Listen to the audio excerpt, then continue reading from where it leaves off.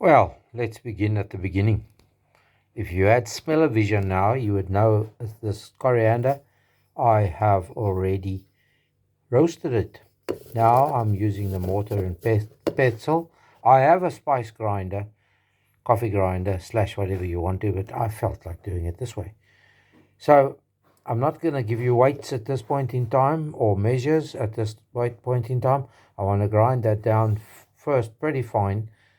And if needs be, I'll add to the required quantity of coriander with fine coriander that I have aside. So this is beginning at the beginning, roasting the coriander for sure. So you see all the different measures here. That's a recipe I got off the internet, two chefs or two whatever. Okay, I'll put the link. No, I think the link is here, over there. Yes, to that video. I enjoy using his ideas and recipes. So there's two different ones here, but basically they're the same. This is traditional. This is out of that inimitable Cook and Enjoy, Kook en Geniet. This book has been in the good lady Fairy's possession for many years. I remember my granny's version of this book. That's why I thought I will come and look here. The more traditional one can get this, the better. So, as I say, I've just ground the coriander, blah, de, blah, de, blah. So let me continue working the meat because I need to show you, I need to get an accurate weight. I've got roughly, I believe, 4.5 kilograms. So then I've got to take this 5 kilograms of, I've already got mine worked out, and I'll tell you those as soon as we have the meat. Well, so far, prepped. I'll put a slide across here of all this meat. This is all end of shelf life, marked down beef, meat, steak, all beef that we buy every time we find a pack in the must-go shelves at the stores. We gobble them up and store them and store them and store them. This is 2.1 kilograms. I need to add more beef that I bought from the butcher today. So I'll put the values for this down here. 2.1, as I say, and the value of what this beef cost us. The additional beef that I'm going to add here, that was from the butcher today, and that was 10 euros. So I'll put the value down of that too. Now, I think my bowl's going to be too small. I don't know how I thought I fitted 5 kilos into this bowl before. Obviously, I was smoking my socks or something. Okay, that's the diced up beef. Why do I dice it up? To make it easier for the electric grinder. Because we go straight the grind into the casings. Doesn't like the slight additional resistance that much.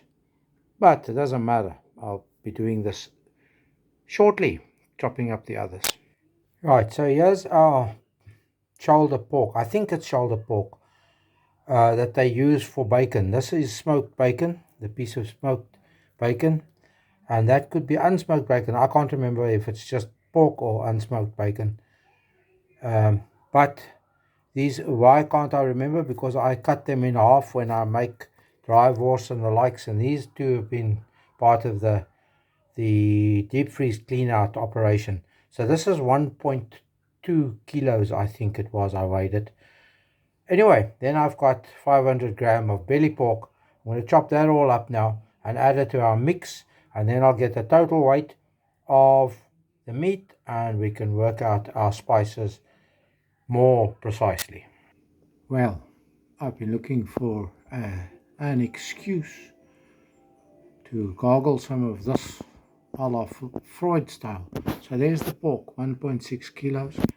Story about this: Spanish lady donated this to me months ago, and I've really been looking for an excuse. Now, as I don't have red wine or malt vinegar in the house, I thought I had both. I'm going to use a bit of Worcester sauce, a bit of white wine, no, distilled, white distilled vinegar, a bit of apple cider vinegar, and you got it. A bit of this, so that I've got an excuse to open it. Thank you, Anna. So, if you're wondering, yeah, I did all the calculations off screen, whatever. I'm going to mix the meat through properly and follow roughly a combination of da da da da da da da da da. Put it in the fridge, let it marinate. I have no problem letting it sit overnight. So yeah, quick pause here, and then I'll show you our final dry and wet mix. There you have it. That's all the spices, all the dry, and there's our wet. As I said, apple cider, this distilled vinegar, Worcestershire sauce, and then a bit of wine. It's in there already. This is just my slurp. That's nice color, isn't it? Yes, that's just my slurp. Half a bottle slurped and mixed into the juice. Let's get this cracking. I need to mix that meat properly and then add these two, wet and dry. Now your man, the paper recipe, not the book recipe, the one that I put up here for you, he adds a few bits and pieces extra. I think he uses beef broth. I don't have beef broth, that's why we use grape broth.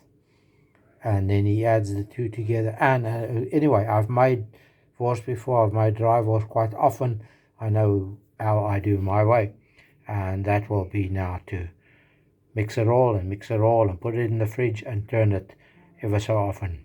And then I don't mind it sitting for 24 hours.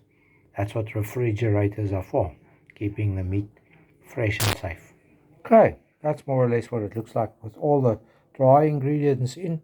I'm going to pour the last of the wet and tap it against so we can get all the good sediment like that out, which we need out because that's the good stuff in there, the Worcestershire sauce contents. There we go. This is now going to be put in the fridge. That machine, you know that one, the cooling device machine, and I'll turn it every few hours just to get everything to go right through. My mouth is already starting to salivate. For sure. So it's time to sort the casings out. I've just taken 5 strings out from the last packet that I opened. This is how I got them from the butcher. Our butcher ordered them in from one of the meat processing plants. These are lamb or sheep, whatever. They're my most favorite casings, simply because they're the only casings I have. So I've learned to do it on foil, because you can see this salt. The casings are preserved in salt. So I'm going to rinse these each individually now, run water through them to clean them, to stretch them, and then leave them for a number of hours in the fridge after adding bicarb to the water to give them some lubrication, especially trying to get it inside the casing too, so that one can have the lubrication inside, so when you put it on the stuffing horn you don't have problems. So why I do it on foil, when I've done this, when I've done those, I'm going to open this packet and then take them out and sort out ever many I want to use. And then, as I say, this is a vacuum sealed packet. Then I put all the salt back with the remaining casings, fold it up tightly and put it back in the fridge. These live in the fridge, not in the deep freeze. So there you have it, casing preparation in progress. Well, this is where the fun starts. This, where you saw the blue ring, the loop came out very, very easily, so I'll leave that for a later time. I've managed to get one out. I've only got one and free now, and I need both. But this is how you just, patience is a virtue. Virtue is a grace, as they say in the classics. So you find an end and you just work them. As I say, I need 2 hands for this, but just so that you see the process. You can't rush this because you'll just end up with little ends of nothingness. So let's see if I do that. If I try and hold the one end for you, and then we get to the end of it, and we just carry on pulling gently, untangling, like when your shoelaces get knotted. This is just a long shoelace. All right, you've seen the process more or less. So I'm not going to show you much more of casings, am I? But I will show you once we have, there, look, we've got the end free. So we put that in there with its buddy, and we'll just work our way back. And these are quite long, so I might only need to do these and put those away for future reference.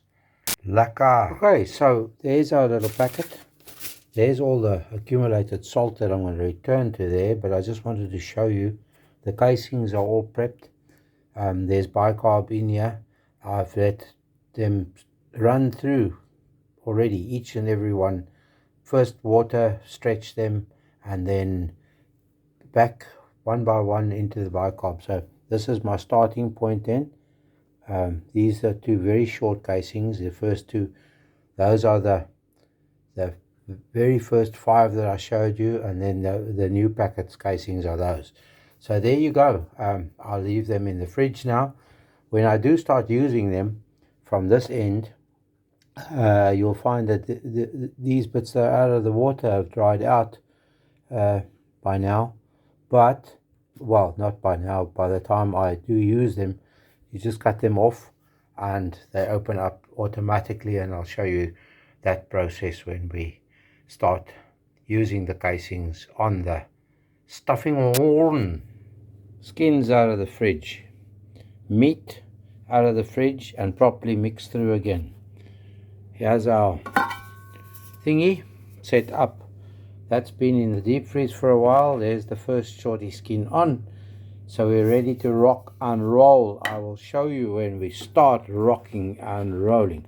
Unfortunately, I have the good lady, fairy princess here to assist with the recording, which we will do. Right, here goes our first lot. I'll show you when it looks like it wants to start pushing some meat through. Okay, folks, let's get this show on the road. Meat in here, medium horn, casing on, let's go.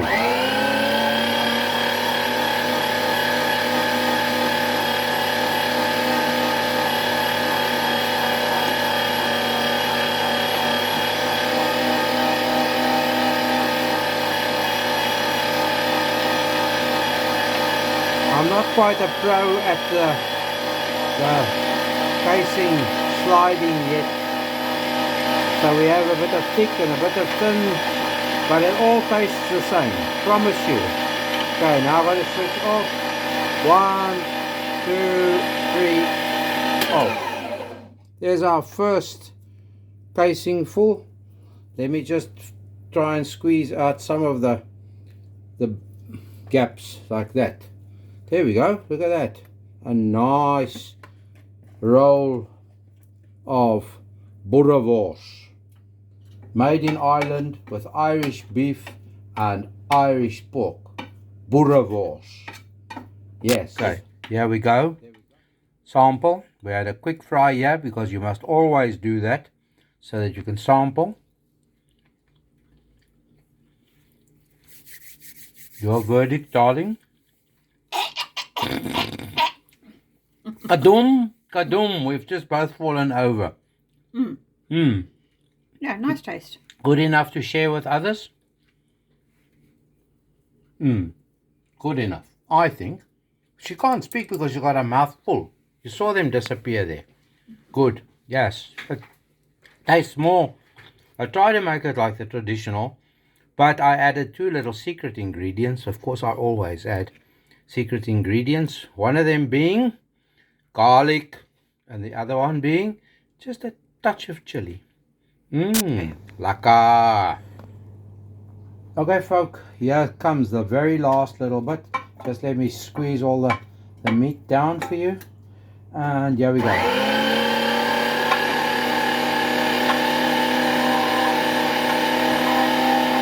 it. Now you just have to let the machine push through as much of the meat as possible. Like that. So that's it, folks. I will happily show you the results of a few bits on the coals a bit later. So for now, when I snap my finger, you can watch that. Thank you. I don't know if you can see this shite falling out of the sky. Well, it's not really shite, but you know what I mean. I've got the braai going. I need to step out there and put the meat on. But I don't feel like getting drenched. That I don't. Anyway, soon. It'll pass and we'll have some bit of lamb. As soon as I open it, it flames because of the butter. And a bit of wors just made this afternoon. Let me close this before it burns. Just as I'm plating up for the good lady, the sun ducks in behind the largest bit of cloud that's around. But I got it done. And there's the token bit of Boerewors that has just been made this afternoon. Doesn't that look good? Oh yes, and the radish straight out of the garden. Yeah, that's a baby one. I know, I got a handful of better ones, but I couldn't dump them in the plate because I wanted just to add a bit of green. That's why. Thank you for watching. Please like, subscribe, and ring the bell to receive notifications.